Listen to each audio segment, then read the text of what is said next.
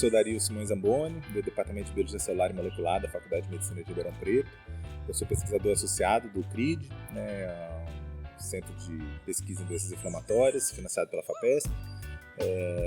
E eu trabalho com doenças infecciosas, inflamatórias, e a gente trabalha muito com plataformas que existem dentro das células do nosso corpo que ajudam o sistema imune a reconhecer micróbios, e eles, uma vez que eles reconhecem os micróbios, eles induzem um processo de inflamação. Então começa um processo inflamatório em resposta à infecção por esses agentes patogênicos, que podem ser bactérias, podem ser fungos, podem ser vírus, protozoários, Então esses micro-organismos iniciam um processo de ativação do sistema imune, que pode levar a processos inflamatórios.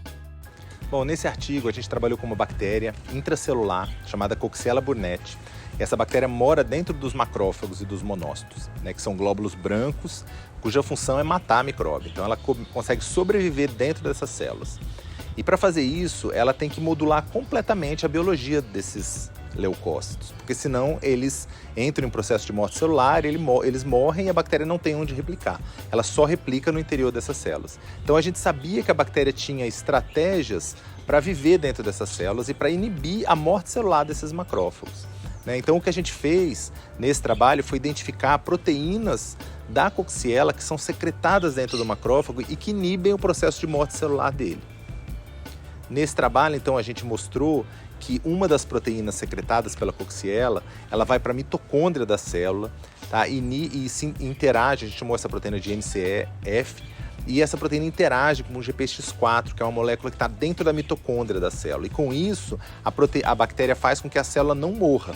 Ela, inibindo processos mitocondriais importantes para a morte celular, ela prolonga a vida da célula, de modo que ela consiga replicar dentro das células. Então, se ela tem tempo suficiente para replicar dentro das células, ela consegue causar as infecções e, eventualmente, causa a pneumonia, que é tão característica da doença causada pela Coxiella. Bom, nesse trabalho, a gente teve alguns desafios consideráveis. A screening da bactéria, a gente precisava procurar uma quantidade grande de mutantes de bactéria que tivessem expressão dessas proteínas da Coxiella. Então, eram mais de 70. E a gente não podia sacrificar, se você pensar em camundongos, 10 camundongos para cada bactéria, vai dar mais de 700 camundongos. Seria impossível a gente fazer o teste em camundongo. Então, a gente usou um modelo animal que é uma larva de mariposa, ela chama Galéria melionella. E essa galéria é uma larva de invertebrado, então a gente pode injetar essas larvas e ver a doença acontecer na larva.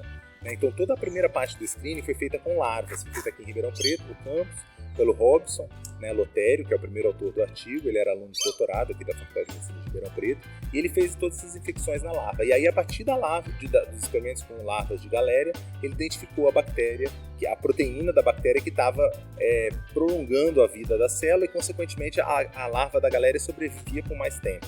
Então, essa foi a primeira parte, que a gente superou um desafio de reduzir a experimentação com o animal usando essa larva de mariposa. E aí outros desafios apareceram. Depois a gente tinha que fazer um mutante de Coxiella sem aquela proteína. Então teve também esse desafio grande. E aí a estratégia para escapar desse desafio foi fazer uma colaboração com uma pesquisadora da Austrália, que é expert em genética de Coxiella, manipulação genética. Então o Robson foi para lá, fez um BEP lá na Austrália, no laboratório dela, e lá ele fez o mutante da Coxiella sem a proteína MCSF, que era essa proteína que vai para a mitocôndria da célula hospedeira. Então, fazendo colaborações e pensando em estratégias mais inovadoras, a gente consegue superar aí os desafios que apareceram ao longo desse trabalho. Então, faz parte da ciência ter desafios e a gente vai, dentro do possível, tentando resolver esses desafios. Desdobramentos desse artigo, é importante entender como é que os micróbios intracelulares que causam doença interagem com as células. Esse processo é muito importante de ser compreendido. Essa é a parte da pesquisa básica que entende como a biologia funciona. A partir do momento que a gente entende a biologia, a gente pode desenvolver drogas, desenvolver fármacos que podem atacar esses processos.